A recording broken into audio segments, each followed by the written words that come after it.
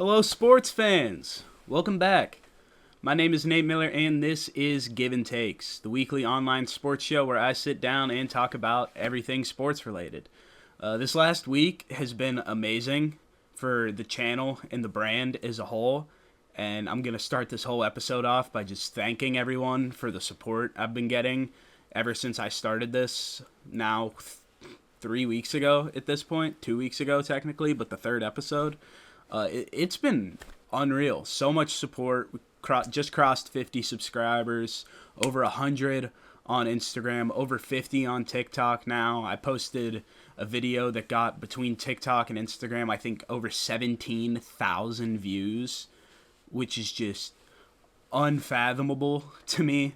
How many people my content is getting to. So I would just love to say thank you. I appreciate the continued support so much as I try to grow this show, this channel, this brand into something that maybe becomes way bigger than itself one day. I don't know. But like I said, I just wanted to start off by thanking everybody. I'm at a loss for words at a point. The support has been unreal. I love if we keep it going. Subscribe. Do whatever you want. I don't know. Follow on the @Givin Takes on Instagram and TikTok. Yeah, I can't say enough. The support means so much, and it just gets me so excited to wake up and work on this every single day, because I know you guys out there are listening to this, you're watching it, you're enjoying it, and you want more. So I'm here to give it to you, and in episode 3, I'm going to be giving you some pretty good stuff. I don't have much else to lead into, so I'm just going to get into the starting 9 right now. Leading off, I'm going to be giving you my WBC bracket because the World Baseball Classic is starting this week.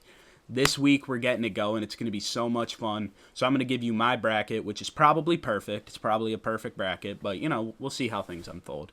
After that, we're going to move into the Tarik Skubal situation. He is the number 2 pitcher on USA's roster for the World Baseball Classic, and it just came out that he's only going to be pitching one game. All this time he's been on the roster, there's been no hint of that whatsoever, and just recently that news broke that he's only going to be pitching one game. So I'm going to talk to you about that, and then after that we're going to move down to the 3-hole topic, which is Konnor Griffin, the number 1 prospect in the MLB and a Pittsburgh Pirate, so I'm a fan of him. And there's been a lot of talk about him lately. Will he skip AAA and go straight to the majors? I'm going to give you my takes on it and break down this generational hitting talent.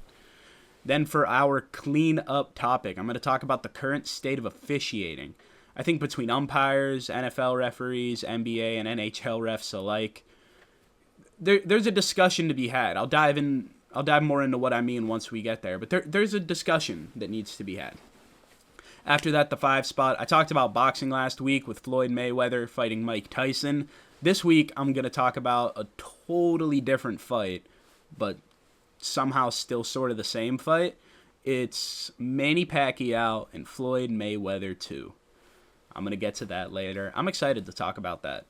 Then moving into our 6th spot, I'm going to talk about the NBA MVP award. Who's it going to be? There's a lot of speculation now with the missed games rule that you have to play at least 65 games in order to qualify. That's a very hot button, interesting topic right now, so I want to break that down and give you my opinion on that. Then, as always, in the 7th spot, it's going to be our State of the Union. It's the Oklahoma City Thunder this week, and you might be asking, whoa, you went from talking about the Bulls last week, who didn't get a single win in February, to the 1 seed in the West? How do they fall under the same category? I know that may sound confusing, but as with everything else, I'm teasing it now, and I'm going to get to it later. Then, our final 2 topics that are going to be rounding out our order in the number 8 spot. I am going to talk to you. What's in the number 8 spot? It's right here on the screen, but for some reason I'm blanking in my head. I'm going to talk to you about Kirk Cousins, of course. I was kidding. I knew it the whole time. I didn't forget. I knew it the whole time. I'm going to talk to you about Kirk Cousins, who's being planned to be released by the Atlanta Falcons on March 11th. And I think there are some landing spots for him. So much like I talked about Tarik last week, I'm going to give you 5 instead of 4 for Tarik last week. I'm going to give you 5 spots that I like Kirk Cousins to land in free agency this year, given that he's planning to be released.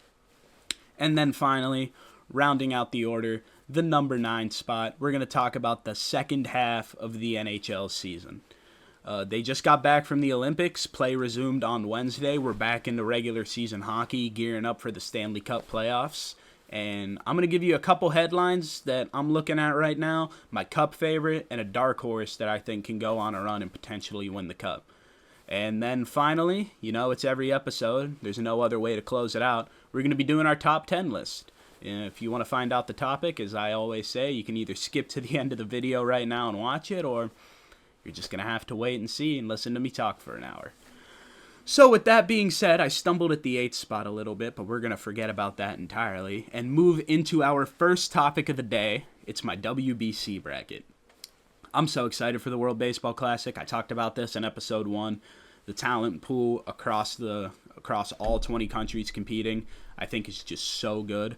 Some countries have rosters a little worse than I would have imagined when I originally made that statement. Not that they're bad, they didn't exactly have the star power that I assumed before I really went in and did the research. So I had a good time making this bracket. I had to make some tough decisions, but no crazy tough decisions. It seemed pretty clear cut to me what I thought, but just given what some of the rosters were compared to what I thought, it was a little bit tougher to make some of these calls, mostly in Pool A, because teams like Puerto Rico, Cuba, and Colombia, I expected to have a lot more star-studded rosters.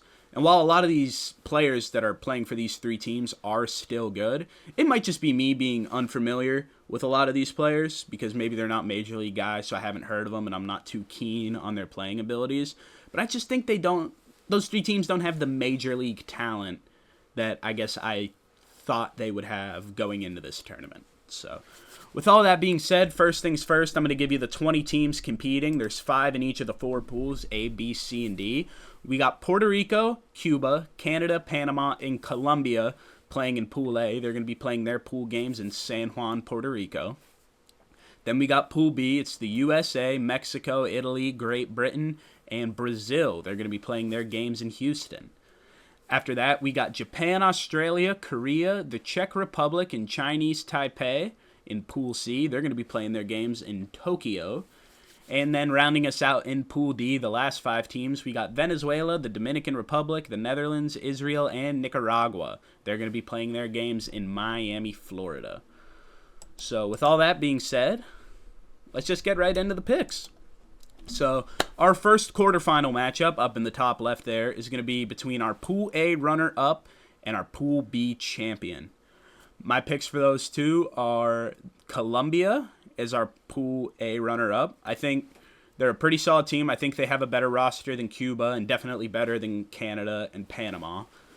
But I don't think they're top dogs. They lack some star power. I mean, they have Jose Quintana as their number 1 pitcher. I think he's going to be able to hold it down and win them the games that they need to win, at least in pool play. They got Gio Urshela at third. They got a former Lansing Lugnut that I actually got to interview a couple times, Brian Buelbas, who's still in the minor leagues, but I'm excited to see him playing in the World Baseball Classic just because I kind of know that guy. So that's fun. I got Colombia running it up in Pool A, and then I got the United States of America, obviously, winning Pool B. The roster is just absolutely unreal for the U.S. I mean, just to name a few off the top of my head, you got Paul Skeens, Tarik Skubal, sorta, Clayton Kershaw, Aaron Judge, Kyle Schwarber, Bryce Harper, Bobby Witt Jr., Gunnar Henderson.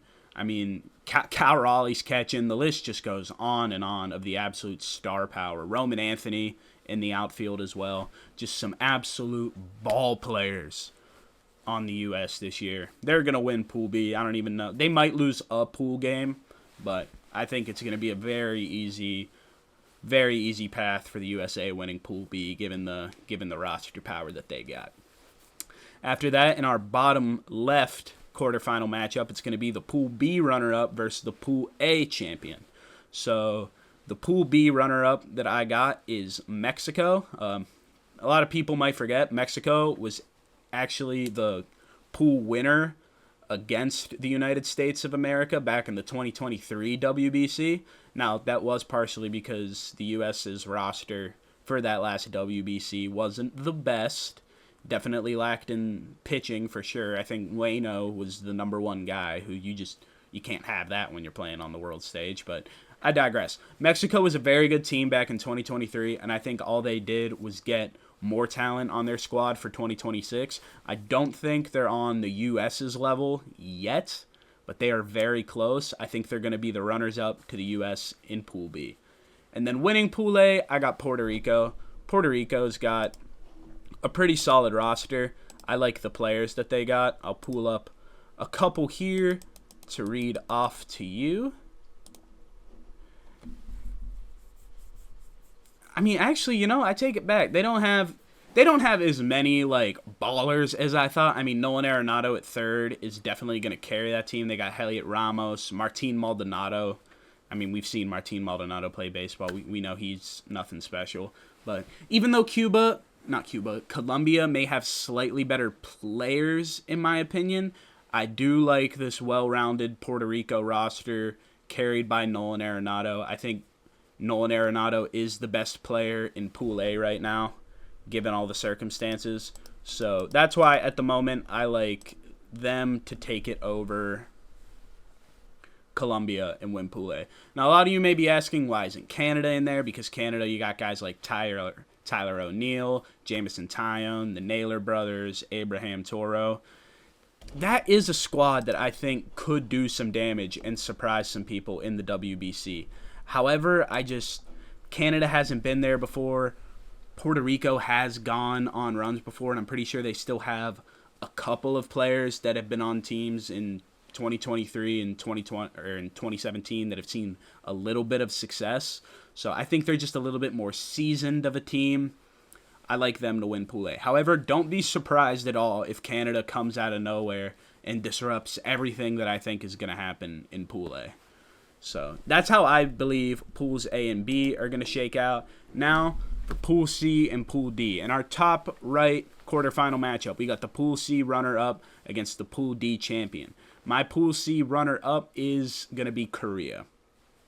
I think Korea's got some great ball players. I think they're easily going to outplay Australia, the Czech Republic, and Chinese Taipei, but they're not going to be better than Japan. I mean, it's not. I don't want to say like by default they're going to be second. Like I don't want to totally negate the skill of Australia, the Czech Republic, and Chinese Taipei, but Korea's just better. Their roster is just better. They have more players with actually high-level experience than those three that I'm not going to say for a third time because you can also just see them on the screen right there.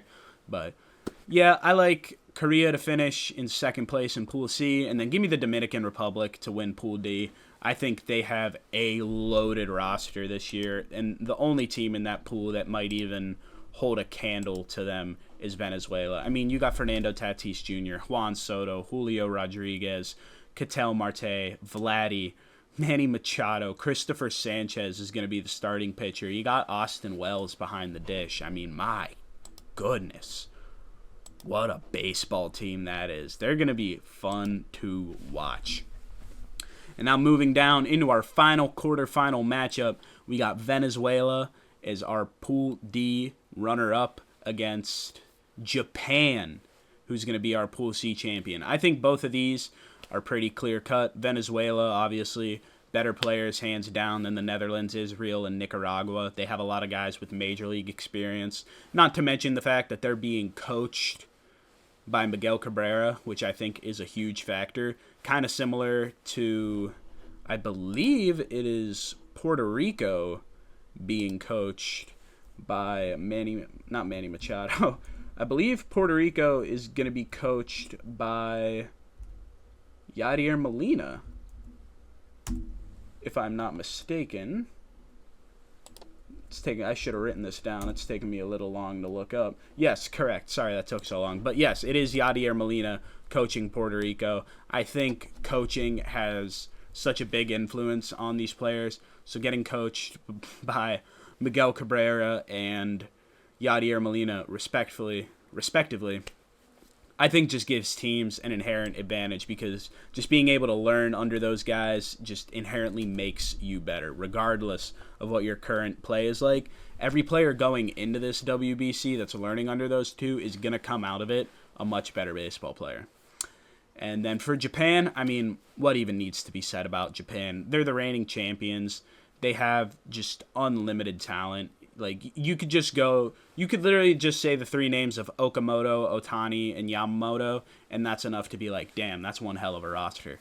So, I think these 8 are pretty clear cut for the quarterfinals. Like I said, though, Canada could make some noise with the Naylor brothers and Tyler O'Neill, but I just don't think they do it. In Puerto Rico, they're going to have the home crowd, basically home field advantage every game, even if they are classified as the away team. I don't think they lose their pool in front of their fans or even not make the runner-up spot. And I think Colombia, while their players may not be as distinguished in the majors as Canada's players, they're a young team. I don't know. It's a gut feeling. Call it a gut feeling. I like Colombia to finish over Canada because also, Canada just hasn't been doing great lately. Just lost the gold medal to the U.S. So, you're not going to win in the World Baseball Classic either. Regardless, I digress. I've been talking about the quarterfinals too long. Let's move into the semifinals. I'll speed this up a little bit so this episode isn't 4 hours long. In the semifinals, the matchup of Colombia and the United States, I have the United States winning. Of course, I don't even think it's going to be that close of a game. I think they probably win 5 or 6-0. It's going to be a blowout. And on the other side of things, I think there's another blowout in order when the Dominican Republic faces Korea. I think the DR smashes them, just beats the brakes off of them, and advances to the semifinals against the United States. And just in case you're wondering if you think it's supposed to be the Pool A and Pool B winners going up against each other in the semifinals, that's what I thought too originally, that it was going to be, coming in from the left facing the semifinals, coming in from the right they face in the semifinals, but that is not the case. It was very ambiguous when I tried to Google it. Like, the results were very, very, very vague, but then luckily I found the bracket challenge online that I can just go and fill out. So as I filled it out, it showed to me, all right, this is how the semifinals shake out, so it made it more clear. So don't be worried, this is correct. Did my research. And then now for the second semifinal matchup, I think we're in store for a little bit of a rematch. I got Mexico beating Puerto Rico because while Puerto Rico's roster is fairly strong, Mexico's is just so much better. Mexico is a team that made the semifinals last year. They're going to keep that going and make the semifinals again. And on the other side of things, Venezuela and Japan. I got Japan moving on to the semifinals for that rematch against Mexico. Venezuela has a good squad. As I said, they have great coaching with Miguel Cabrera. But Japan, they're just better. I mean, they're the only team to win multiple World Baseball Classics, and they've won 3. The Japanese just know how to win in the World Baseball Classic. They're good at it. We saw it last year in 2023, how they just dominated the tournament. And I definitely don't think they fall short of the semifinals this year. Now in the semifinals, the first matchup, the United States of America against the Dominican Republic. This is probably going to be the best game of the tournament up until the championship. And I could see the Dominican Republic winning this game with all the talent they have. I mean, this is basically going to be an all-star game. Like, I could easily see the DR taking this home. But I don't think the U.S. falls short of the finals this year. Give me them. Give me the U.S. to move on. This roster that they have this year is leaps and bounds better than the roster that they had last year. And I just don't think they fall short of where they got to last year. I think the U.S. definitely makes the championship. This is probably going to be a Skeens game where he pitches. I think he's lights out. I bet you he goes 6 scoreless against the DR. Maybe some one-run ball, but he's got the offense to back him up too. It's gonna be a barn burner. It might be a pitcher's duel. I don't know. It could go a myriad of different ways, but it's gonna be a good game. Give me the U.S. over the DR. And then beneath that, who will face the U.S. in the finals? Will it be Mexico? Will it be Japan? I think it's gonna be Japan. Give me Japan to beat Mexico for the second straight World Baseball Classic in the semifinals. As I said, this Japan team is just good. They won it last year. I know it feels like I keep saying this as a cop-out just in case I'm wrong, but I really could see Mexico winning this game with all the star power they have. Like, Mexico is such a good team. Like, These, to me, are clearly in the semifinals the 4 best teams in the World Baseball Classic by far. And I just think the DR and Mexico, just while they're good, they and definitely could win this maybe if it was a 7-game series. You give me one game, this is probably Yamamoto pitching for Japan. Maybe even Ohtani pitches for Japan in this game. I can't remember if Roki Sasaki is playing for Japan again this year, but this could be his game. They got a lot of guys that are just going to go out there and that could easily shut down Mexico. So just because of the high caliber of pitching that these teams have, give me the U.S. and Mexico in the championship. No, the U.S. and Japan in the championship, not Mexico. The U.S. and Japan. I mean, you see it on the graphic right there. It's the U.S. and Japan. So, we've reached the point where we're at a rematch. 2023, it was the U.S. and Japan took it. And everyone remembers that final at-bat of Shohei going up against Trout. It was the at-bat everyone wanted to see. It was a storybook ending for Japan. It was a nightmare ending for the U.S., just barely coming close and missing out. But this year, revenge is in order. You think Mark DeRosa hasn't been thinking about this loss for 3 years? You think the USA hasn't been thinking about this loss? Even the players who weren't on the team haven't been thinking about the fact that their country lost to Japan in their own country's pastime. This is America's pastime. This is America's game. We just won the gold medal in hockey. Give me to take us the crown in the WBC. That sentence didn't make sense. Give me the United States to take home the gold, the championship, the crown in the World Baseball Classic. I'm getting excited and tripping over my words just thinking about it. But they're going to do it. They're going to go the distance. Give me the United States to win the World Baseball Classic. Simple as that. It's going to be a rematch. This game might even go to extra innings with how storybook this game could be. I could maybe see this going 10 or 11 because of just how closely matched the U.S. is with Japan. But give me the United States. I didn't even have to think about it. You want to call it bias? Sure, call it bias. I don't care. Who's going to disagree with me? Give me the United States has the best roster on paper of any team in this tournament, and I think they are going to win the Baseball Classic over Japan.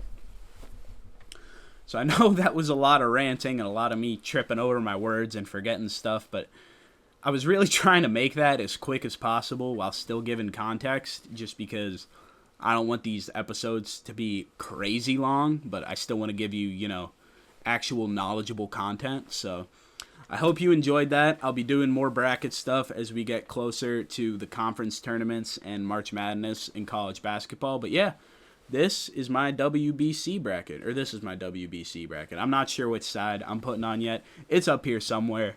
You see it. Let me know who you got winning the WBC. Do you think I made some bad picks? How do you feel about it? Let me know down below in the comments.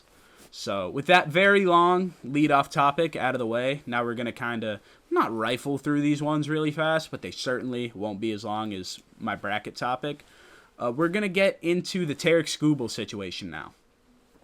This one aggravates me a little bit. I've always liked Tarik Skubal. I've never had anything against him. Went to school at Michigan State, so I had a lot of Detroit fans. I went to a lot of Tigers games where I got to see him pitch.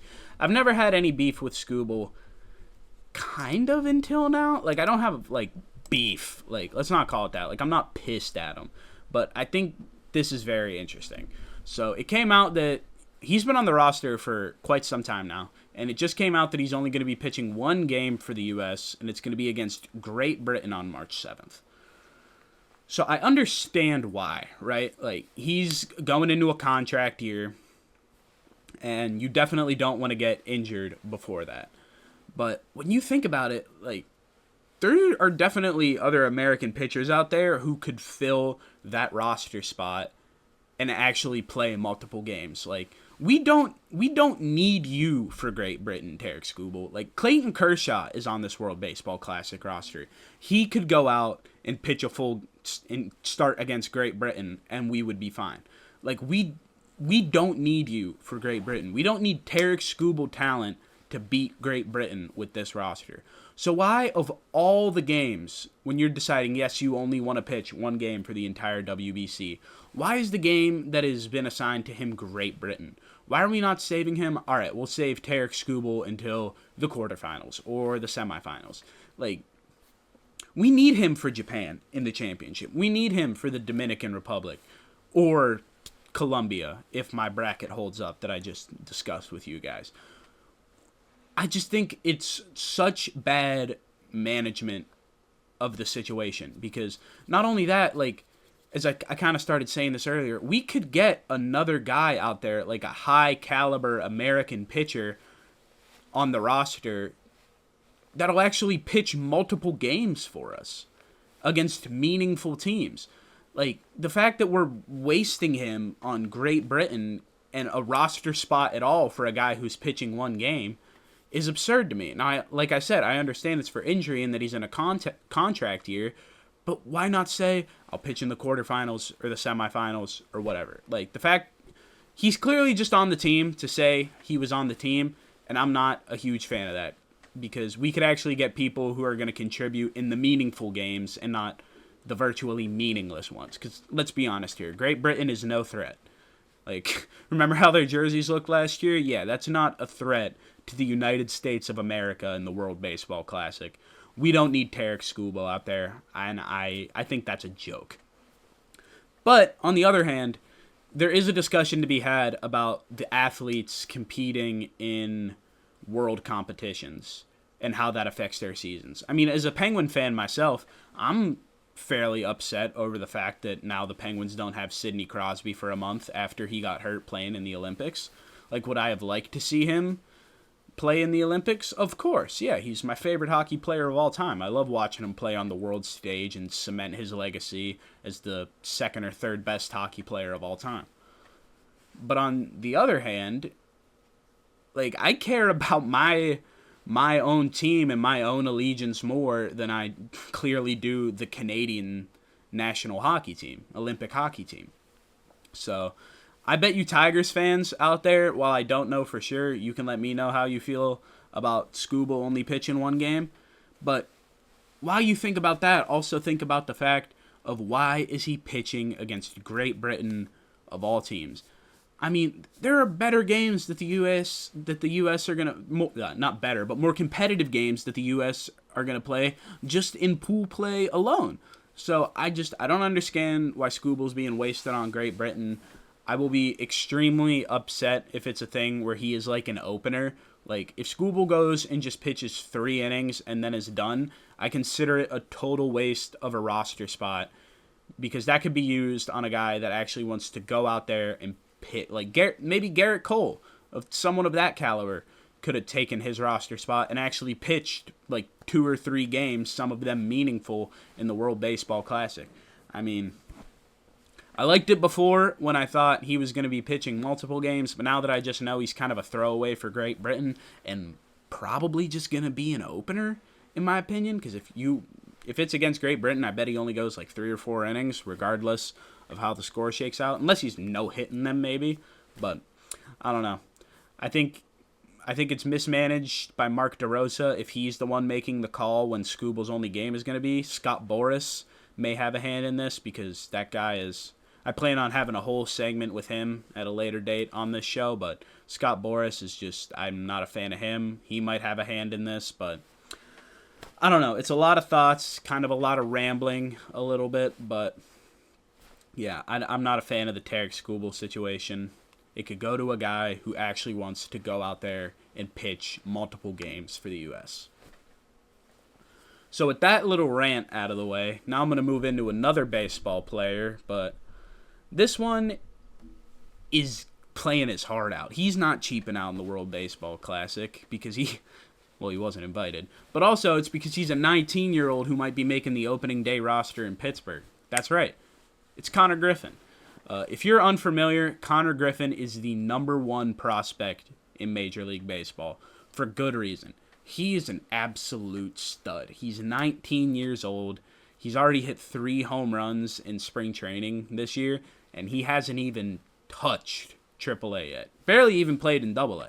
I mean, This guy is, like, he's drawing Mike Trout and Bryce Harper comparisons already at 19. Like, he's consistently being called a generational talent, and the discourse about him right now is he going to get time in the major or time in the minors to start the season, or is he going to directly go to the majors and make the opening day roster? Now, in my opinion, if I'm Ben Cherington and Bob Nutting and Donnie Kelly making these calls about Konnor Griffin, yeah, I think it's pretty clear cut that he has to make the opening day roster. Especially since you can kind of move him around the field, maybe play him at short or third, even though I'm pretty sure he's a primary outfielder. Jared Triolo is a great glove, but he's not that great of a bat. I mean, I think the worst case scenario is maybe you send him back down to AAA after a couple weeks or a month or so. If he's not hitting the way you want him to hit, just give him a little tune-up and then get him back in. That's not something that's super foreign in these case scenarios. But I think he has to make the opening day roster. I think he'd be the third or fourth best player on Pittsburgh's roster, given how he's been hitting. And even though he skipped AAA, like I said a little bit previously, he's got 3 home runs already in spring training. 2 of them are off Ranger Suarez, who is a legitimate, bona fide MLB starter. Just locked up like a 5-year, $150 million deal. Now, did he deserve all that money? I don't necessarily think so, but that's still a legitimate major league arm that he took yard twice. And earlier today, he had another home run. I can't remember against who, but he's clearly seeing the ball well. Even though it's spring training and most pitchers are kind of just working on their craft right now and not really worried about giving up home runs, the kid's hitting the ball, and you cannot deny that. And you may be wondering, well, skipping AAA entirely, is that a good idea? How many other guys have actually done that and gone through and skipped AAA before making their major league debut? Well, let me read you off some names. Just Juan Soto, Miguel Cabrera, Adrian Beltre, Dansby Swanson, Giancarlo Stanton, and Manny Machado. 5 of those guys are probably going to go into the Hall of Fame. All of them but Dansby Swanson. And 3 of those guys have won the world. I think Adrian Beltre might already be in the Hall of Fame. I can't remember if his time got up. Regardless, 3 of those guys have won the World Series in Soto, Swanson, and Miggy. And Soto and Cabrera won the World Series within 2 years of being called up. So as this trend looks, like Konnor Griffin, if you call him up immediately onto your team that already has a pretty solid roster offensively, definitely has something left to be desired. It's not the best offense in the league, but it's pretty solid.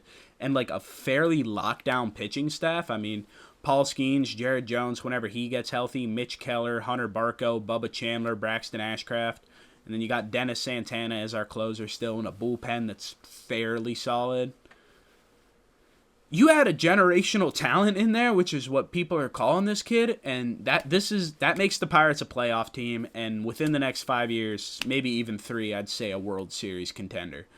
And that's not even biased. That's just looking at this team on paper and understanding what guys of this hitting caliber have done throughout Major League history when they skip AAA and come into these rosters that are just missing a piece trying to go on a run. I mean, that was Juan Soto with the Nationals when you think about it. Solid offense. I mean, they were a terrible team to start the year in 2019. They were like 19-31 before eventually winning the World Series because they had a fantastic pitching staff and an offense that was just able to get it done. It wasn't the best in the league, but they were able to support their pitching staff. And the key to that, what took them to the next level, was Juan Soto. I think Konnor Griffin does that for the Pirates in a very similar situation. Made the Pirates get off to the hottest start in the world? Maybe, maybe not. But even if they don't, I wouldn't count them out to make a wild card spot or even go on a bit of a run. I mean, no one expected the Nationals to do what they did in 2019. And I'd even say that the Marlins back in 2003 when they won the World Series, they were going against the New York Yankees who had lost the World Series in 2001 but had won in 98, 99, and 2000. That was a powerhouse team, but the Marlins, they beat them. So I'm not saying it's an exact one-to-one comparison, but I'm saying looking at how scenarios like this have shaken out throughout recent MLB history, I think it's a no-brainer to get Konnor Griffin up as quickly as possible and to start building that chemistry to propel this team to just be something, which it hasn't been anything even remotely good over the course of the last 10 years, basically. Or maybe not 10, call it 8, because we had a winning record in 2018. So call it 8 years. It's still a long time, though. But, yeah, my take is Konnor Griffin needs to make the Major League roster. I think he's one hell of a ball player. It's so fun to watch him play. Some people are even saying he'll make Paul Skeens the second best guy on the Pirates roster, which is crazy to say given how good Paul Skeens is. But when a guy is getting this much positive praise, like, sometimes you got to stop and really listen to it and think about what he could be. So if the Pirates are smart, screw all the keeping them down in the minors to keep control of them. Get them up and start winning. That's my take on that. And now I'm going to be giving you some takes on the current state of officiating across all sports. Because, as I said at the top, I think there's a conversation to be had about officiating at the moment. First things first, and I mentioned this a little bit when I talked about ABS last week. It's just, like, these calls are so much more apparent to viewers now because of all the technology we have. And you're able to distinguish a ball from a strike to mitigate those game-changing calls that referees make that are just bad. Like, blown calls, we see it all the time still in sports. Blown calls change games for the worse. Like, yeah, maybe if you're on the winning side of it and you get lucky, you're happy about that bad call. But more often than not, it hurts you more than it helps you. And blown calls, regardless of what side you're on, are bad for the sport. Officiating should just be, you see what happens, and that's what happens. I mean, there should be no phantom calls. Like, everything should be able to be reviewed. Every single play in sports should be able to be reviewed. I don't care what it is. I don't care if it takes away from the flow of the game or whatever. Bad calls ruin games. And we have 10 million cameras at every single sporting event. So why are we not able to challenge everything? Pass interference was challengeable for a short time in the NFL, and then they took it away. I don't understand why. Bad pass interference calls change games for teams. Same with missed pass interference calls. And we have 10 billion cameras at every single NFL game between the sideline people and all the broadcast cameras and every fan with a phone in the stands. There is not a single angle of any given play that isn't seen. So why can't we just challenge everything? Yeah, maybe it'll make games longer and it'll create more stoppages. But as a league, wouldn't you like that so then you can, in turn, implement more commercial breaks and then gain more money throughout broadcasts for longer run times? I mean, in my opinion, everything should be able to be challenged, even if it's holding, because these bad calls change games always for the worse. Even if you're on the winning side of it, as I said, you have to understand that these bad calls are bad for sports. And the NBA is the worst of all. Like, and college basketball, I'll do that too. Like, with all the foul calls, everything, soft foul, hard foul, whatever it is, it should all be able to be reviewed. And I know it's kind of like that in the NBA now with the one challenge you get, but give them another one, because you make a lot more bad calls than just one a game that deserve a challenge. Like, and I think sometimes baseball is the biggest culprit. I mean, there's so many judgment calls in baseball. What do we need judgment calls for if we have a camera everywhere? Like, there doesn't need to be any judgment if you can just see it. Like, the amount of times you see umpires walk into the center of the field to all talk to each other about what they think they saw. Well, why not just look at a camera in a replay and then you can know what happened? Like, the point and the premise of a judgment call to me is just so outdated given where we are technologically speaking as a society. I mean, it's just bad. It's just bad. Or not bad. I'll just say it makes no sense. It makes no sense to me that there are still things that are considered judgment calls. Like a foul ball definitely should be reviewable. If a runner runs out of the baseline, there are cameras behind first and third base or like the first baseline and the third baseline, I mean. Like, you can easily see if he's in the baseline or if he's not in the baseline. Check swings, There are cameras that we literally watch after every check swing that show us exactly where the bat went and if it's a check swing. Like, can we just start going to those angles instead of asking the guy who's 90 feet away? Like, this is the same concept as pitchers who shouldn't be making ABS calls because the catcher is so much closer. Why is the guy 90 feet away dictating if it's a check swing when there is a slow-mo cam right up on the hitter that clearly shows whether he check swung or not? Like, say the scenario can go like this. Check swing, is it not? Umpire appeals down to the third base umpire. He calls it a check, or he says he went. Batter doesn't like it. Batter should be able to review that. He should be able to tap his helmet just like a called strike or a called ball that he doesn't like, and they should be able to go to that angle. There should be, it's if it fully crosses the plate, so there should be a line that it has to cross that's digitally put on there or something, and then we can just see, did he check swing, did he not? Because who remembers, anyone out there remember the 2021 NLDS Game 5, Wilmer Flores going up against Max Scherzer in the bottom of the ninth in a one-run game? A blown strike three call against a blown check swing call for strike three on Wilmer Flores against Max Scherzer ended their season. And if he was able to challenge that, it was clear as day that he did not go. And it might not even have been the ninth inning. It might have been extras. It's been so long that I don't remember perfectly. But the one thing I won't forget about that is the fact that he did not go. It was not even that close.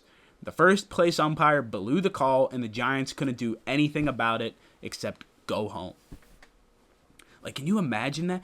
They lost their season off a blown check swing call. They won 107 games that year. They were the best team in baseball. And a blown check swing call ended their season. That more than anything needs to be able to be reviewed, because blown calls that ruin seasons and ruin games are just awful for the sport. And they need to be fixed. Judgment calls shouldn't exist. And that begs the question, are umpires and just officials as a whole worse now than they used to be, which is what a lot of people say? Or are we just able to see more that we haven't been able to see before in order to kind of, be our own umpire or referee or official from our own couch? I mean, we're seeing exactly what they're seeing. So at that point, we're able to make the same judgment call that they're able to. I mean, they're not seeing anything that we aren't. At least not anything that seems to be crazy definitive in most cases. So I think umpires have always been bad, and officials as a whole. I just think we're able to see more now that they're getting it wrong because of all the technology that is at these games. I think judgment calls shouldn't exist, and I think there just needs to be a long, hard look at officials as a whole. And I think they can still be there to make the initial calls, but every single call they make should be able to be reviewed, even if it disrupts the flow of the game, because blown calls ruin games. Whew, that was something. I mean, I've been wanting to talk about that. I meant to talk about that last week, but with all the other news, I didn't talk about it, and I knew I would be able to push it off till this week because this just kind of felt like a bit of a slower week. But, like, man, officiating is just bad, right? I mean, name one good official. Yeah, sure, there are notable ones, but good ones? Yeah, they're just... all of them seem to be wrong either more than they are right or just as often as they are right, which shouldn't be the benchmark. Like, you should have to be right so much more than you are wrong to be an official. And it seems like most of these guys go about 50-50, which is just, technology can go 100%. It can go 100%. So with all that being said, I had a little bonus rant there on the end of my long rant. We're going to get into our fifth topic, which is Pacquiao Mayweather II. So last week I talked about Floyd Tyson, that fight that's going to be happening, if you even want to call it a fight. I mean, that's going to suck. But now, on September 19th at the Sphere, we got Manny Pacquiao going up against Floyd Mayweather. I am so excited for that fight. This fight is going to be amazing. And the first big difference between these two fights is the fact that Mayweather-Pacquiao is a sanctioned fight. It is not an exhibition. This is going to affect their records. Floyd needs this to stay undefeated on his record. He's 50-0 right now. This would either take him to 51-0 or 50-1. So, regardless of anything else, even if he just wants to go out there and hug Pacquiao the whole time, this is going to affect his perfect record, and you know damn well he cares about that. With how Floyd Mayweather acts, you know that he would be so butthurt if he went to 50-1 instead of that perfect 50-0 that he has as his boxing record at the moment. So, just to kind of give you a little recap, take you in the time machine to just about 11 years ago on May 2nd, 2015. That is when Pacquiao and Mayweather fought the first time. Mayweather won by unanimous decision after 12 rounds, but Pacquiao did claim that he had a shoulder injury during the match, and that has definitely sat with him. I know that for a fact, because I'm going to read you some quotes here in a second, because Pacquiao thinks he should have won that fight, and especially thinks he would have won that fight had his shoulder not started to, get a little messed up during the match. So, I know that I said the last time I talked about this that, Tyson and Floyd are just old. They shouldn't be fighting. They're not going to be going at it. And you may say, well, Pacquiao is fairly old himself, and it's not like Floyd Mayweather's age changes from fight to fight. Yes, you are correct about that. But Pacquiao wants this so badly, man. Like, he's got, while Tyson and Floyd are doing that little whatever they're doing just for money, Pacquiao wants to do this for the sole reason of being the blemish on Floyd Mayweather's perfect record. Because, like I said, this is an official fight. And some of the quotes I want to read to you, I'm going to read to you right now. These are all straight from Manny Pacquiao.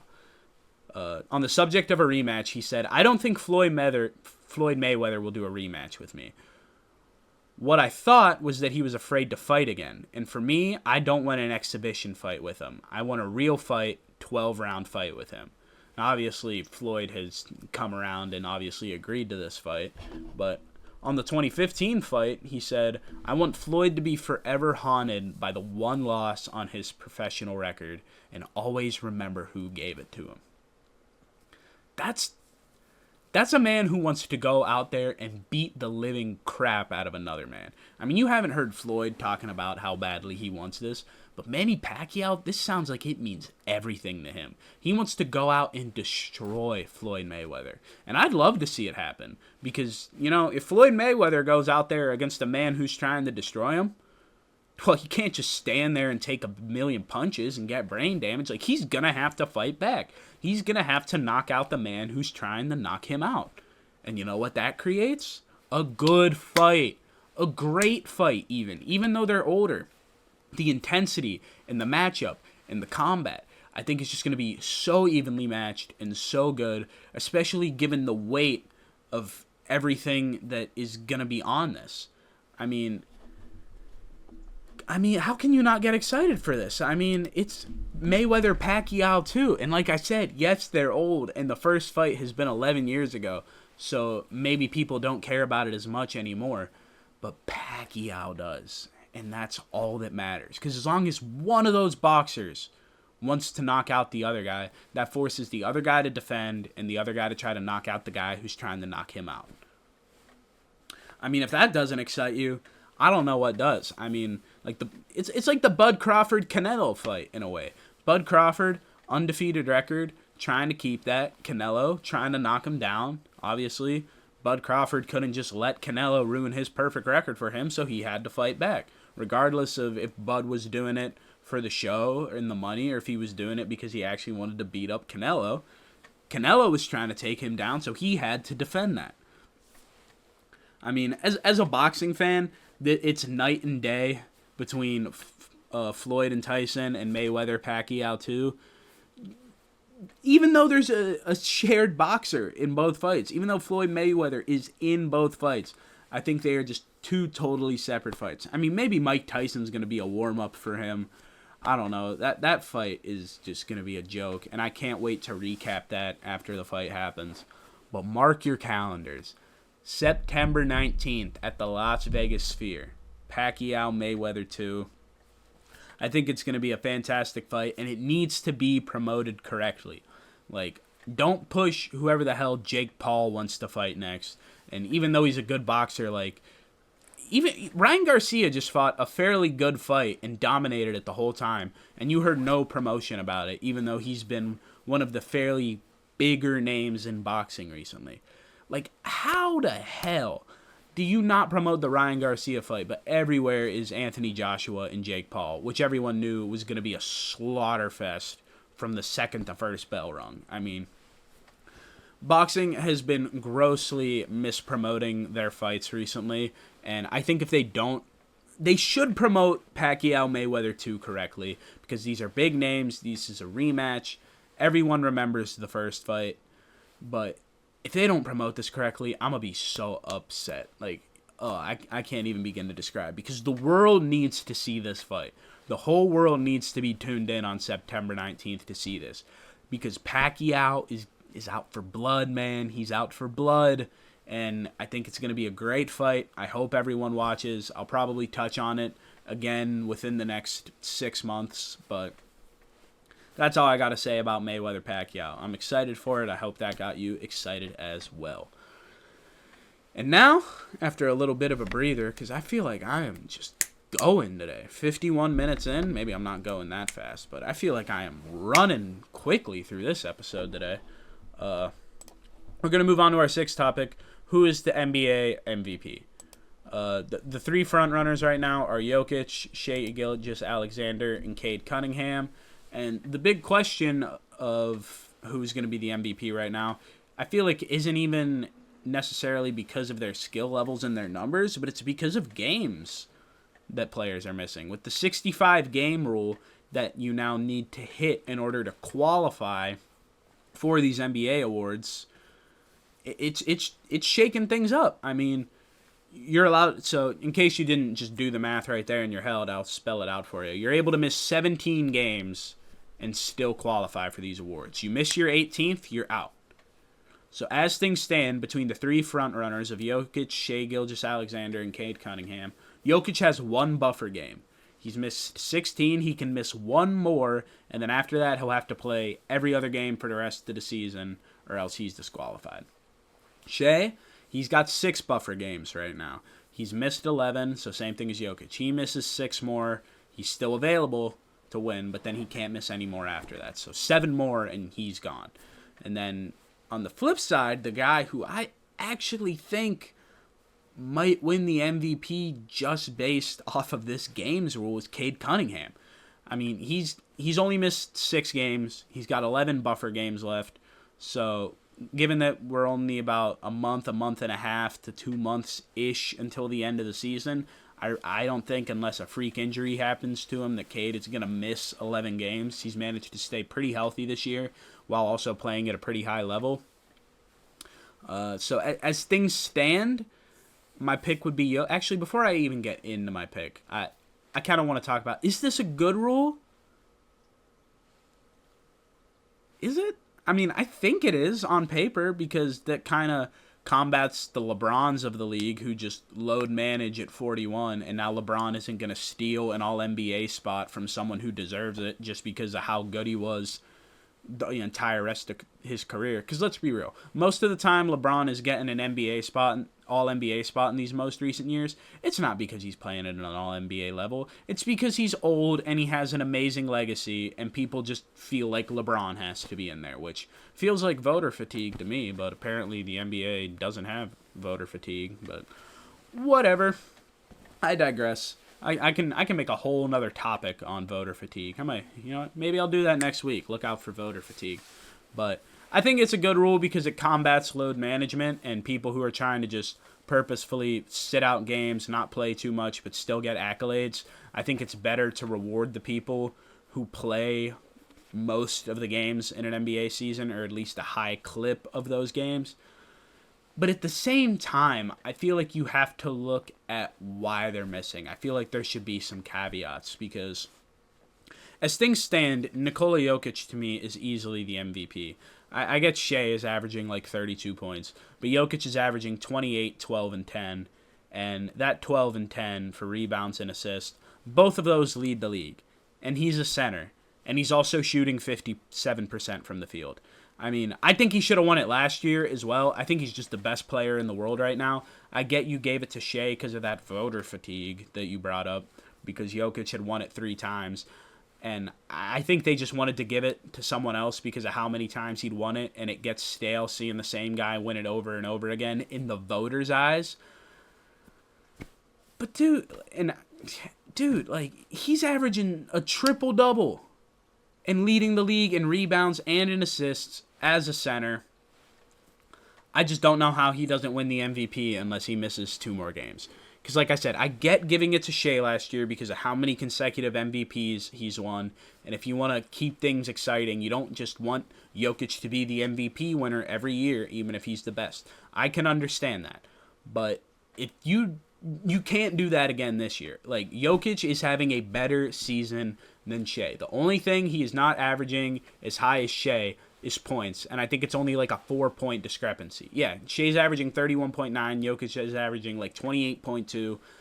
It's like 3, it's closer to 3 points than it is to 4, I think. So that shouldn't be the difference. I get Shai Gilgeous-Alexander has a better team record-wise, which we're about to get to after this quick segment, but Nikola Jokic to me is easily the MVP. Now, say he misses 2 games. So, well, now it's Shea and Cade Cunningham. As crazy as it sounds, give me Cade Cunningham to win the MVP over Shai Gilgeous-Alexander. I mean, the only thing Shea is doing better than Cade Cunningham in the 3 major stat categories, which is points, rebounds, and assists, obviously, he's just got more points. That's it. He's just averaging more points per game. And the most points per game, that's called the scoring title, not the MVP. We need to make sure we discern those 2 things. Because, I mean, Cade's basically averaging a double-double. He's averaging like 9.2 assists per game, I think. He is so close to getting that up to 10 and averaging 25 and 10 on the season. I mean, if Jokic is unable to, I think you give it to the 25 and 10 guy over the 31, 4 and 5 guy. In my opinion. Now, I'm not a voter. I'm not even the most avid watcher of the NBA, so I might just be blowing smoke up your ass. Everyone might think I'm wrong, and Shea is clearly the MVP. But I think of these 3 guys right now, if they were the 3 finalists in MVP voting, and I had a say, I put Shea 3rd, Cade 2nd, Jokic 1st, and if Jokic misses his games, give me Cade 1st, Shea 2nd. I mean, they're easily the 3 frontrunners. There's no disputing that. But I think Shea's just getting a little overhyped because of how good the Thunder were to start the season and how, he wasn't playing in the 4th quarter because they're so good, he doesn't need them. But actually, this feels like a good time to end that subject and kind of rotate into this week's State of the Union, the Oklahoma City Thunder. I just said how good they were to start the season. That's all well and good, but we're at the end of the season now, and they are not nearly as good. I mean, let me put it into perspective for you, because like I said, you might be like, they're the 1 seed in the West. Like, how are you dissing on the 1 seed in the West? What do they need to fix? Well, let me throw some numbers at you. They're 46 and 15 right now. They started the season 24 and 1, which means since they're 22 and 14, they're 8 games over 500 after what just retrospectively kind of seems to be a hot, streaky start to the season. I mean, 22 and 14 is not impressive to the point where you're looking at a title favorite. I mean, what's carrying them right now is just the fact that over their first 25 games, they only lost 1, which is very impressive, don't get me wrong.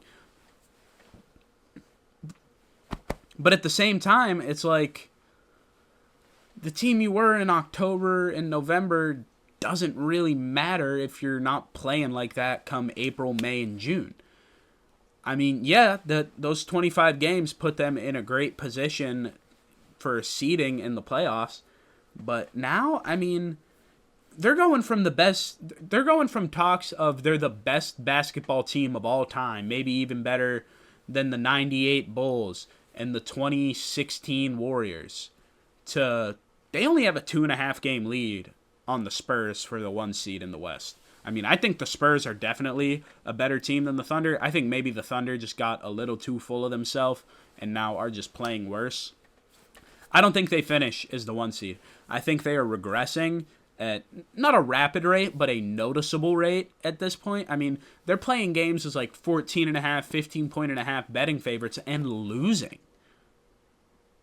Like, people are continuing to overestimate the Thunder because of how they started. They are not that team right now. They are not the 24-1 Thunder right now. They are the 22-14 Thunder right now. That is the caliber of their play. Now, do I think they're a first-round exit? No, not by any means. I think depending on who they get paired up against, maybe they're a second-round exit, but I definitely see them making the conference finals too, like I said, depending on that second-round matchup. Because this is not to say they're a terrible team, but they are just not the team that everyone thought they were 5 months ago. They're not that team anymore, and people need to realize that. Because, I mean, in my opinion, too, I watched that game against the Nuggets this weekend. They're kind of playing like a dirty team, too. I mean, Lou Dort's got to get his shit together. I mean, what is that guy doing? He just goes out there and plays dirty. Shea got a tech for playing dirty. Lou Dort tried to trip Jokic. Pretty sure he got a tech for that, and then just immediately wanted to start complaining about it. Isaiah Hartenstein was throwing hands to the face. I mean, I think all this pent-up anger for the fact that they started so good and now they themselves realize that they are not playing like any kind of team that is special whatsoever, even though they're winning a big game here and there. I think that anger is starting to boil over and it's showing on the court. I mean, NBA needs to check Lou Dort, man. Like, I'm not even the most avid basketball watcher, like I said, but I continuously see highlights and clips and stories of how Lou Dort just plays dirty. And I think that needs to be handled because I don't want like a Zaza Pachulia situation where there's a Kawhi Leonard caliber player on another team going up and then a dirty play gets made and it absolutely ruins a chance's team at a title. I mean, the Spurs were fairly solid that year in that round against the Warriors, but that Zaza Pachulia dirty step under Kawhi just absolutely changed everything. And in my opinion, Lou Dort is turning into that kind of player. The Zaza Pachulia type who will go out and ruin a game or a series even potentially because he's playing dirty, not trying to play defensively, but trying to play dirty and injure another guy. So I think Lou Dort's a problem, but I think that a lot of that is coming from anger of that they're just not playing as well as they were. And they're not in talks of the greatest basketball team of all time anymore like maybe they wanted to be.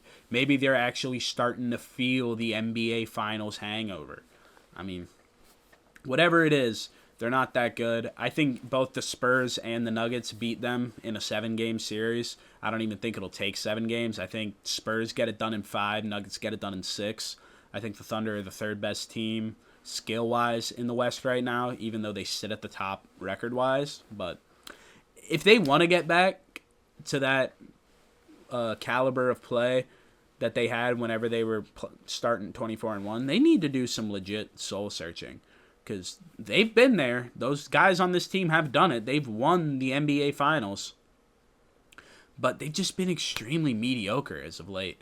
And I think they need to tap in to whatever part of their brain unlocks how they were playing earlier in this season and in June. Like, all of 2025, basically, the Thunder were a stellar team. And 2026 has just not been their year. So they need to turn back the clock mentally, start playing how they were playing back in 2025 if they want a chance at being a legit threat in the West. Because right now, they're the third best team in the West, and that's not that scary to me. So that was our State of the Union. Basketball fans, if you think I'm right about that, let me know. If you think I'm wrong about that, also let me know. I love hearing all the opinions of what everyone thinks. I'm eagerly looking forward to them. And now we're going to move on to Kirko Chains, baby. Spartan Dog. Love this guy. Number 8 topic, Kirk Cousins. Let's get into it. 5 landing spots that I like for Kirk. I'm going to start with the 5th one, as I did last week, and go 5, 4, 3, 2, 1, up until the team who I think is the best fit for Kirk Cousins. So let's get into it. I'm already over an hour here, so I will try to speed this up and get it a little bit faster, I promise. So, Kirk Cousins is planned is planned. That's not the right way to say it. The Falcons are planning to release Kirk Cousins on March 11th ahead of free agency. So here are the 5 teams that I think could use him. Number 5, now this one is very situational for what way this franchise wants to go with things. The Miami Dolphins could be interesting. I know they just released Tarik, so it looks like they're giving up on the whole competing thing for now, and maybe they're going to be doing a rebuild with Quinn Ewers, but that's a team that won like 6 or 7 games last year. Like, they weren't terrible. They didn't have Tarik for most of it. They had very bad quarterback play. I mean, you'd still have Jalen Waddle, Ollie Gordon, Darren Waller, Devontae Chan. I mean, you got some good skill position players there. Not the best in the league, but you go out and get Kirk Cousins, who we saw with the Atlanta Falcons last year, can still throw the football. I mean, they were leaps and bounds better with Cousins than they were with Penix last year, in my opinion. But they still decided to get rid of him for some reason. I guess to just justify that draft pick or whatever. But I think you could put Cousins down in Miami, and if you want to go that route, you could get another receiver in free agency. Definitely not Tyreek Hill, because that's not going to work out, but go out, dude, maybe do a little like George Pickens and Kirk Cousins combo. Maybe try it out. If you want to, like, if the Dolphins added Kirk Cousins and George Pickens, which I know is definitely not going to happen, but just say that it does, that team takes the next step. Because like I said, you still got a stud running back in Achane. You still got another really solid wide receiver in Jalen Waddle, who's never had like a real quarterback throwing him the ball. I mean, Tua is not that guy. We all know Tua is not that guy, and I think it's time to give up on Tua. I'm sorry, Tua, but I think it's time. Maybe you take the Sam Darnold route and you just need a change of scenery, but I believe your tenure in Miami is over. And I think Kirk Cousins could be an interesting pull. Our number 4 team that I could see Kirk Cousins getting to, I had to mention Pittsburgh. It's obviously the Steelers. I mean, Steelers have been in this quarterback conundrum ever since Ben Roethlisberger retired of who's going to be throwing passes. And, recently it's just been, Kenny Pickett, Mitch Trubisky, Mason Rudolph, Russell Wilson, Aaron Rodgers now. If you want to go the route with getting another veteran back in the room, now I still do think developing Will Howard and getting him a lot of playing time this season would be the move. But we've seen Kirk Cousins can still throw the football and elevate the skill position players around him. And I'm not saying he's the most mobile guy in the world, but I think he'll move around a little bit better than Aaron Rodgers did this season. So give me Kirk Cousins in Pittsburgh. I wouldn't mind that whatsoever. A little Cousins jersey, number 8, especially because, I love him because he was a Michigan State guy. Give me another Michigan State guy on the roster. We've had Connor Hayward and Le'Veon Bell, too. We've had Spartan Dogs in the Berg before. Give me another one. But yeah, I'd love to see him throwing the DK Metcalf and hopefully a wide receiver, too, who is actually competent. I think he would be able to work with the tight ends really well, especially Pat Freiermuth and Darnell Washington. I think they're both due for breakout years if they have a good quarterback, now that we don't have Arthur Smith and Mike Tomlin curating the offense and just not using them ever. So I think Kirk Cousins as quarterback, especially with Mike McCarthy as the head coach, I think that's a really nice fit in Pittsburgh. Number 3, a team that I think is really unlucky with how the second half of last season ended up, the Indianapolis Colts. I think the Indianapolis Colts could definitely use a Kirk Cousins, even though I think they should re-sign Daniel Jones because he's already more familiar with that system. They're in the 3rd spot for a reason because I think Daniel Jones is a better pick, but I definitely don't think it would be bad to have Kirk Cousins running things for you. I mean, they almost beat Seattle with Phillip Rivers.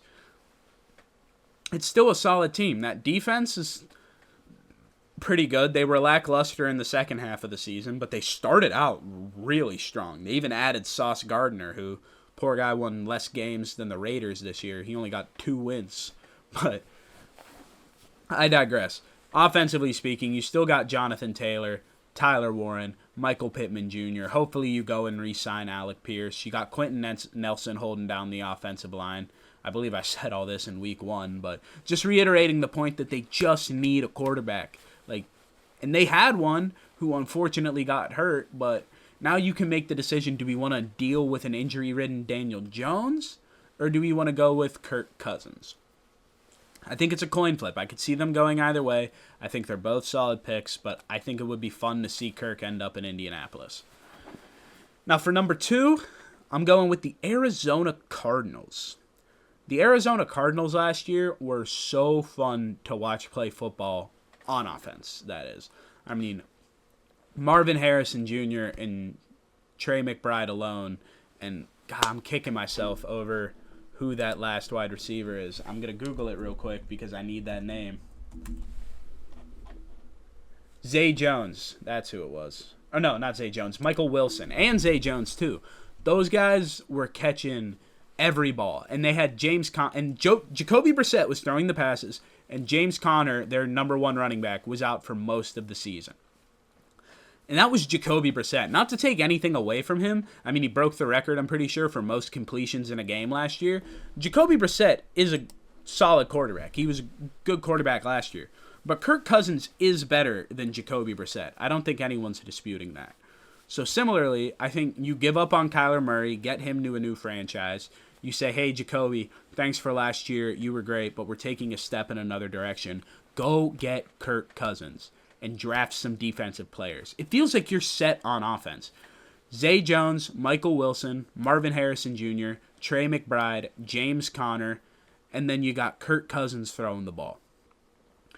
That's not an offense that's, I think, going to win the division because, you know, you got the Rams and the Seahawks and the Niners that you got to play 6 times. But let's think, man. Let's think that, like, if Kirk Cousins goes to the Cardinals, my bold prediction, that entire division could make the playoffs. That entire division could make the playoffs. I know it sounds crazy, but if they tighten up on defense and go add Kirk Cousins, I think the Cardinals could do some serious damage. Not win the division necessarily. Maybe they finish 2nd or 3rd in their division, most likely a 5 or a 6 seed. But given where the Cardinals have been as of late, that's a huge step in the right direction for them. So I'd be very excited to see Kirk Cousins on the Cardinals. That was, honestly, thinking about it retrospectively, that'd actually probably be my favorite place to see him, but not the one that makes the most sense. Because what makes the most sense to me would be this number 1, him going back to the Minnesota Vikings. He's already familiar with this season. I've talked about how I think J.J. McCarthy needs the Jordan Love treatment and needs to sit behind a quarterback that's actually done it. Justin Jefferson is very familiar with catching passes from Kirk Cousins and has actually succeeded doing so, unlike this year where he kind of had a down year, literally just because of the guys who were throwing him the ball. I don't believe any of it was his own fault. I just don't think he had good quarterback play this year whatsoever. That could propel the Minnesota Vikings back to relevancy, because while they were 9-7 last year, they weren't good. Like, they kind of fell into 9-7 miraculously. Like, I don't even quite know how they did it myself. But give J.J. McCarthy another year to learn. Get Kirk Cousins back in a system he's familiar with players he knows, and coaches and management that he's familiar with. Let him shine. I mean, you let him walk. I think everyone agrees that outside of the Darnold year, it wasn't the smartest idea to let Cousins walk, or at least that's what I thought at the time. But get him back there. I think he'll elevate Justin Jefferson back to that offensive player of the year level that he's been at for quite some time. I think he gets him back there. I think he's able to get the ball more effectively to Hawkinson and Addison and Naylor. And then with that passing game being actually more of a threat, because you don't have J.J. McCarthy and Max Brosmer throwing passes, now you're freeing up room for Aaron Jones to actually get some space in the run game, because whenever your offense is struggling, they're not just going to play the run because they know J.J. McCarthy probably isn't going to make that big-time pass he needs to make in order to move the offense down the field. So that's how I feel about that, from 5-1. Dolphins, Steelers, Colts, Cardinals, Vikings. I love all 5 of those landing spots for Kirk Cousins. All teams that I think take that next step if they were to get a quarterback of his caliber. Whew. All right. We're almost done, guys. Stick with me. Stick with me. We got this. We're moving into our 9th topic. This is going to be a little flash in the pan, quick one. But I want to take a brief look into the second half of this NHL season. So the 2 headlines that I have that I think are the most pertinent right now before I get into my cup favorite and my dark horse are the Penguins without Crosby and the Oilers' goaltending woes. So I'm going to start with the Oilers. For some reason, they decided to trade Stuart Skinner for Tristan Jarry. I didn't even understand that at the time, why you would trade a goaltender who was there for 2 consecutive runs to the Stanley Cup, who anchored it down, for a guy on a team that has missed the playoffs each of the last 2 years. Like, I get the whole, like, getting them in a new environment, that can be good for someone, because I truly believe that is important. But the fact that they went for Tristan Jarry, of all people, who has just, in my opinion, never been good. Like, he was good for a little bit maybe at the start of his career, but since then he has just never been good in my eyes. You decided to trade him, and now look at where the Oilers are at. They are struggling in the goaltending department. Tristan Jarry is just not playing well, which should be a surprise to no one. So that begs the question. They've won the Western Conference each of the last 2 years, and they're in 3rd place in their division right now. Are McDavid and Draisaitl and their unreal star power enough to carry this team on another run? That might have been the case if they still had Stuart Skinner, but I think with Tristan Jarry, it's not enough. Now, are they going to fall out of playoff contention? I wouldn't go that far, but do I think they're a first-round exit with Jarry? Oh, yeah. I don't think McDavid and Draisaitl and the Oilers make it out of the first round. Not with Tristan Jarry in that, because he is too unreliable. Any team with a good offense and just like a legitimate attack that can get a lot of shots on net, Jarry's he's gonna give you a shutout once in a blue moon. Like, he's gonna most likely let up 2-3 goals a game, and I know it from having to agonizingly watch him on the Penguins for however many years, because while I was so excited that we traded him away for a goaltender who made the Cup final each of the last 2 years, I can't say that the decision on Edmonton's half of things didn't just absolutely baffle me. Now, talking a little bit about the other team involved in that trade, my Pittsburgh Penguins, they're playing without Crosby right now for a month because of him being injured in the Olympics, the lower body injury. Now, at first glance, I was kind of upset about that. I was a little bit nervous. How are we going to do without Crosby? But then I started doing some research. The Penguins without Sidney Crosby, since his debut in 2005, have a record of 123, 65, and 28. That's a point percentage of 63.3%. And this season, in the 3 games we've played without him already, we are 2-0-1. 2 wins, no losses, but an overtime loss, of course. Just in case you didn't know how the hockey record breakdown worked, I'll spell it out for you there. And I think a lot of the reason for their success, I think especially that we'll see this year without Sidney Crosby, is not only because of young guys like Ben Kindle on the team or acquisitions like Chinikov, but the fact that over time, like, people just forget how good Evgeny Malkin is, I feel like. People forget that Evgeny Malkin is a Hall of Famer and a Conn Smythe winner, and that in the season where Crosby was out from, I think it was 2011, where Crosby missed most of the season, that Evgeny Malkin won the MVP that year. Like, Evgeny Malkin is no joke. That's one mean, badass Russian dude, and Angry Gino is score. Gino is great. He's so good, and when Crosby isn't in there, he has a point per game percentage of .6, which is fairly good given that he's now the number 1 guy. Like, he scores when Crosby's not there. I'm not going to say he loves these opportunities, because obviously he loves Sid. He wants to play with Sid. But he definitely takes advantage of when he's not here. He puts the team on his back. I mean, he's the 2009 Conn Smythe winner. He won a Conn Smythe before Crosby did. Malkin is a fantastic hockey player, and even in his old age, he's shown that when Crosby isn't there, he's able to go and put the Penguins on his back and carry them. And I think that's a large reason why their winning percentage is .633 whenever Crosby's not there. And like I also said, 3 games so far, the Penguins have gotten 5 out of 6 possible points they could have in those games without Crosby. So originally, I thought, I hope this doesn't lead to them missing the playoffs or potentially dropping to a wild card. But now, I'm not that worried about it. You still don't have your leading goal scorer and point leader, obviously. That sucks. That you definitely don't want to see that. But on the flip side, you got to understand that this team has done it without Crosby before. In 2017, last time the Penguins won the Cup, they didn't have Crosby for a pretty long period of time during that season, and they went out and won the Cup because the depth that they had on their roster and those young guys were able to show out, get comfortable with more time with the puck and not having the Sidney Crosby safety net on them. And I think that elevated their play. I really do think it did.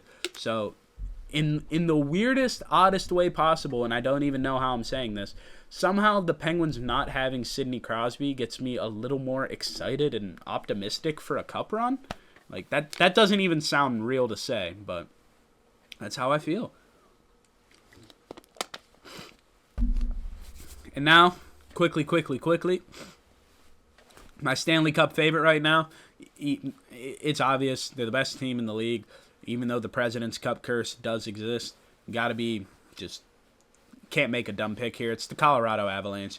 They got Nathan McKinnon holding it down over there. They're the best team in the league, 87 points as of me recording this at 8:15 p.m. on March 1st. They're the best team in the league. I think it's no doubt, no-brainer as of right now. If you were to pick any team to put your money on to win the Cup, regardless of their odds, I think the Colorado Avalanche would be the smart pick. I don't think they have that much competition in the West, especially not within their own division. I mean, I think they're easily a semifinal team.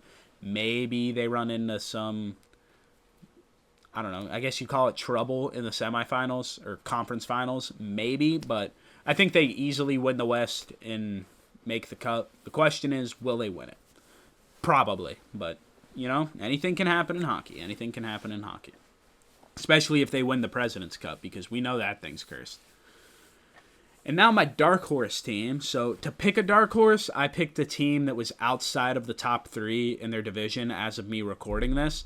And the no-brain team for me that was not outside of the top three in their division was the Red Wings, the Detroit Red Wings. I think they can go on a serious run in the Stanley Cup playoffs. They've been a little cold recently. They've dropped down in their division a little bit, down to fourth. I think they peaked around second in their division.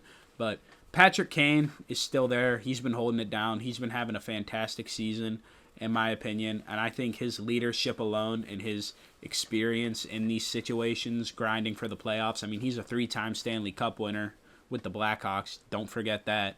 I mean, he's a guy who's been there, done that, most points ever by an American-born hockey player. I think he leads them not just into the playoffs, but maybe into the second or third round, the quarterfinals or semifinals, because the three teams ahead of them in the division right now, while they are playing fantastic this season, I don't think they are that great. I mean, the Lightning obviously have the pedigree. They've been there, done that several times. But, the Buffalo Sabres and the Montreal Canadiens, I don't think they're playing great this season, but I don't think they're that big of threats. Like, I think the Red Wings could easily overtake both of those teams before the season ends to finish second in their division. So, for the NHL second half, recap, Penguins without Crosby, not as bad as you'd think. Oilers' goaltending is going to hold them back from going on a serious cup run this season. The favorites to win the cup right now are the Colorado Avalanche, despite the President's Trophy curse, in my opinion. And my dark horse team, who's not in the top three of their division right now, who I believe will go on to make the playoffs and get on a solid run within the playoffs, is the Detroit Red Wings. Ooh, I need that water. My throat is on fire. I've been talking for a long time. Hour and 23 minutes straight. Yeah, that is not easy on the vocal cords. But we're going to slow down the tempo now. A little more relaxed. And it's top 10 time. Why did I smile like that? Top 10 time. I think I'm getting delirious I think I'm losing oxygen from all the talking I've been doing. But we're going to get into the top 10. We're going to end this episode with the top 10, as we always do. Last week, it was Pixar movies. Everyone got mad that Cars wasn't first, and I knew that would happen because, as I said, I had so many buddies in college who were obsessed with the movie Cars. And they showed that. They all thought it should be one. But it was Monsters University, let's be real. This week, however, we're going to ping pong back into the sports realm. And with baseball season coming up in this beautiful month of March, best sports month, rivaled, I think, only by October in terms of the best sports month of the year, we're going to be doing the top 10 MLB ballparks. It's that time of year. People are going to be going back to the ballpark. It's exciting. Get yourself a hot dog, a beer, maybe even 9 hot dogs and 9 beers if you're up for that type of challenge. These are the best places to do that. So we're going to get started right here with number 10. I got Truist Park. Truist Park is the home of the Atlanta Braves. I'll also mention of these 10 stadiums, ballparks on my list, I've been to half of them. And in just all of MLB, I have also been to half. I've been to 15 of the 30 stadiums, and I've been to 5 out of 10 on these lists. So I'm not biased towards ones I have been to or haven't been to. It's all not even by design. It just all kind of shook out evenly. So, but as I said, number 10 on the list is Truist Park. That's the home of the Atlanta Braves. I think it's a beautiful stadium, especially at night. The fans there are always rowdy and having a good time. And I think what got this into the top 10 for me was the Chop House. I love the Chop House out and right. I think that's such a cool addition, having that bar restaurant right there on the outfield to see into the ballpark while you're enjoying yourself. Great park. Haven't been. Hope to someday. Truist Park at number 10.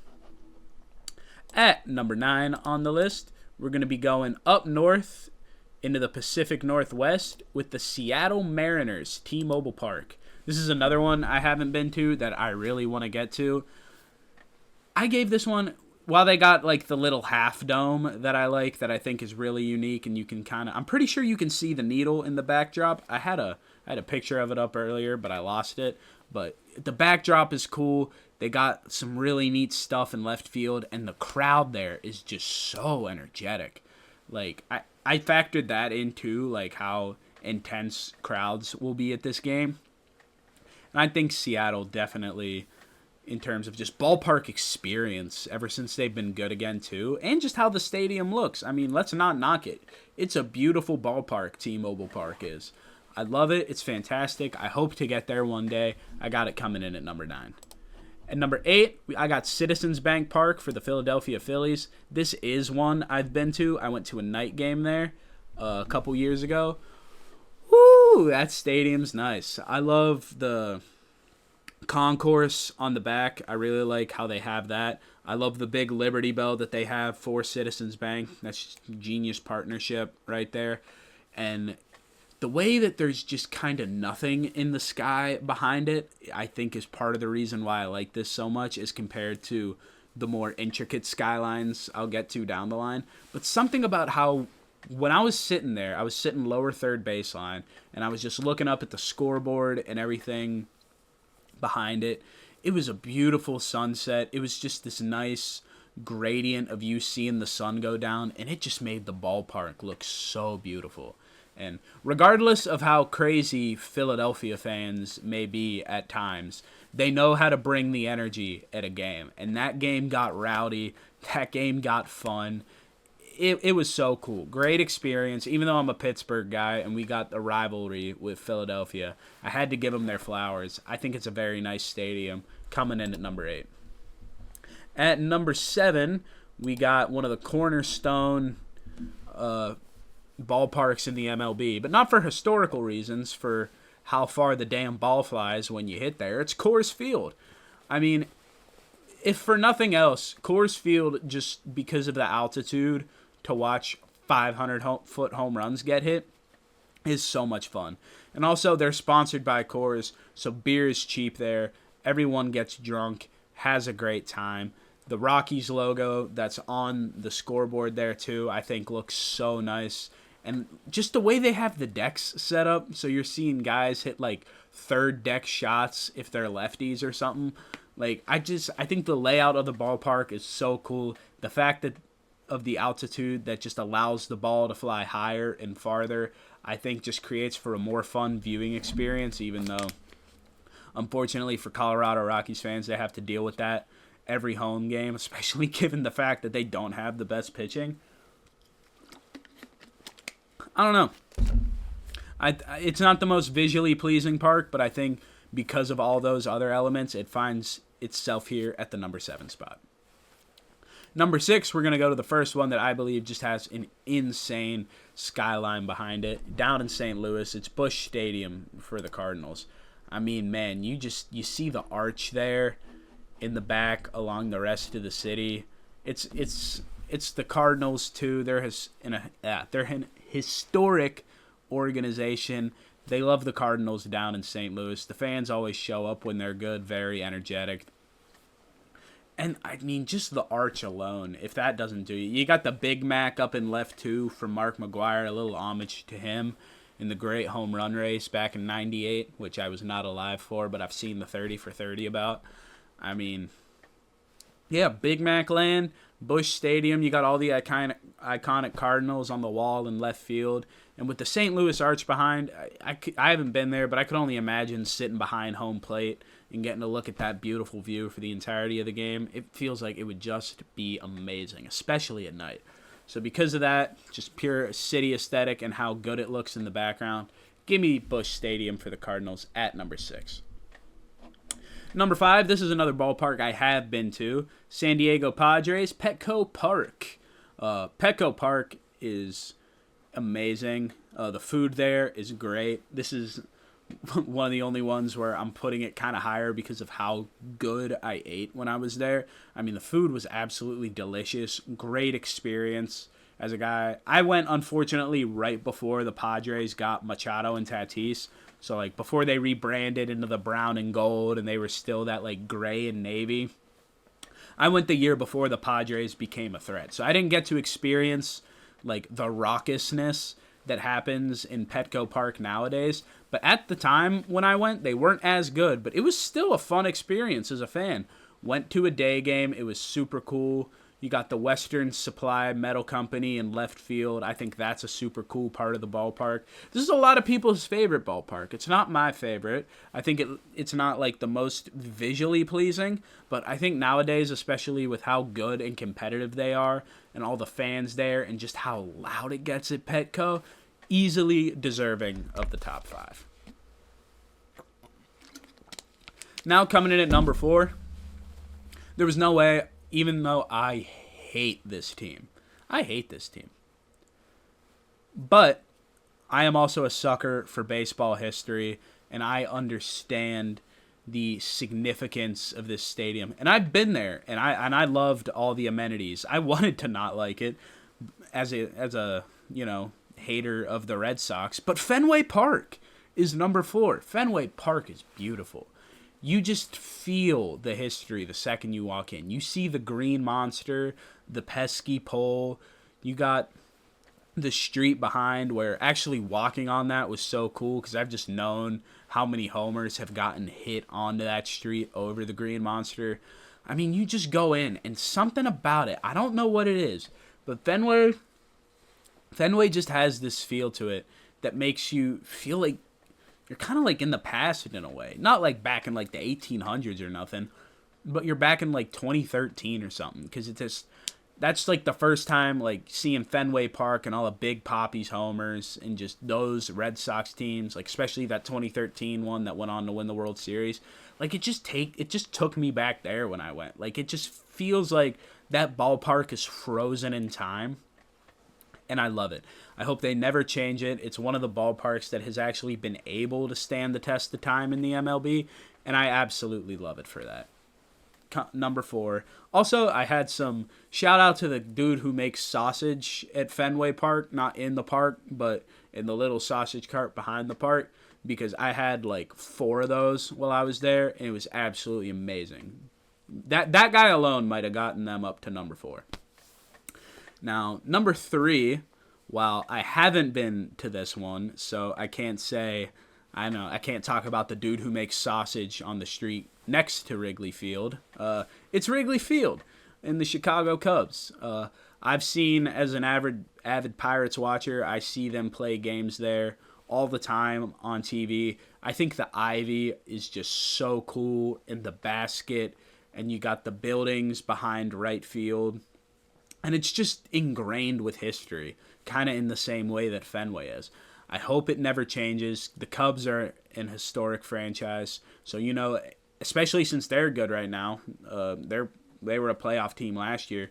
It gets rowdy at Wrigley for good reason. Especially, watching Game 7 way back when was just so... Or not Game 7, because Game 7 was in Cleveland. Game 6 at Wrigley to force the Game 7. The energy in Chicago, man, was unreal.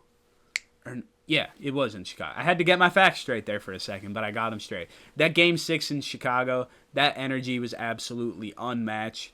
It's a great stadium. I really hope to get there one day, because as a baseball fan, I feel like I need to get to Wrigley.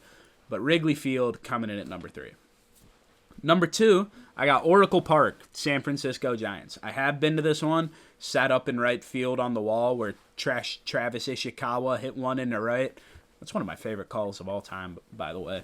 But I loved Oracle Park. You got the big Coke bottle and the glove out in left field. You got the cars, like the little car guys that are on the bottom of the wall. And you just got the bay behind you. You got Triples Alley. You got these iconic spots in the ballpark. And just as a viewing experience, especially from the outfield on the right field wall where I sat, it's just awesome. And I could only imagine sitting behind home plate, kind of like similar thing for Busch Stadium, just being able to look out at the backdrop in the outfield and everything that's there. It's magnificent. It was such a great ballpark, such a fun environment. Watched him play the Nationals in 2019 whenever the Nats went on to win the World Series. A little callback to that World Series run. But I had a great time at that ballpark, and I just think it's so beautiful. Definitely could have been number 1, but there's just no chance it beats out the best ballpark in the MLB, and there's not even bias involved in this. This is just the number 1 park in the MLB. It's PNC Park. PNC Park, home of the Pittsburgh Pirates. You see the Clemente Bridge in the back. You see the city skyline. You have the Allegheny River. You have the hedges in center field that spell out Pirates. You have the big old concourse up and left that goes up like 5 or 6 levels that fans pack whenever the team's actually good. Think back to the 2013 wild card against the Cincinnati Reds. Johnny Cueto is pitching. The crowd chants Cueto over and over and over again. It makes him drop the ball. Next pitch, Russell Martin, home run. When the Pirates are good and the Pittsburgh fans aren't boycotting their owner for not spending money, that place gets packed, that place gets loud and rowdy, and it's fun. And just add on top of that you have the most beautiful backdrop that's behind any stadium in the MLB. You parlay all of that together, and maybe sprinkle in a little of my bias if you, for some reason, think that Oracle Park definitely should have been number 1. I think it's far and away the best stadium in the MLB. There's a picture of it up right now, so you're looking at it, but tell me that's not beautiful, man. Tell me that is not the most beautiful ballpark in the MLB, because I think it is, and that is the end of my top 10 list. I'll recap it for you real quick, 10 down to 1. Truist Park for the Braves at 10, T-Mobile Park for the Mariners at 9, Citizens Bank Park for the Phillies at 8, Coors Field for the Rockies at 7, Busch Stadium for the Cardinals at 6, Petco Park for the Padres at 5, Fenway Park for the Red Sox at 4, Wrigley Field for the Cubs at 3, Oracle Park for the Giants at 2, and PNC Park for the Pirates at 1. So that's it. That is our 9 topics today and our top 10. My throat is on fire. I've been talking a train off. I'm looking to get guests on here, not only to make it more engaging, like conversational content for you guys, but also because I'm just losing my voice right now, and 100 straight minutes of talking, which is what this is about to close in on, really takes a toll on you. But I had fun this episode. I hope you guys liked it. I know I was tripping over my words a little bit and getting a little excitable all throughout this because there were a lot of fun topics for me to talk about. But I hope you're still enjoying these episodes.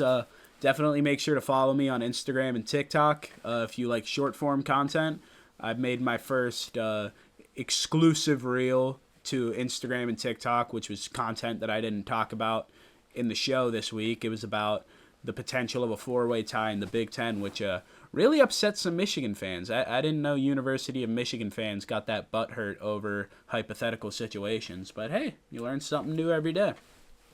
Regardless, make sure to follow me on those platforms if you want to see content that you're not always going to see on here.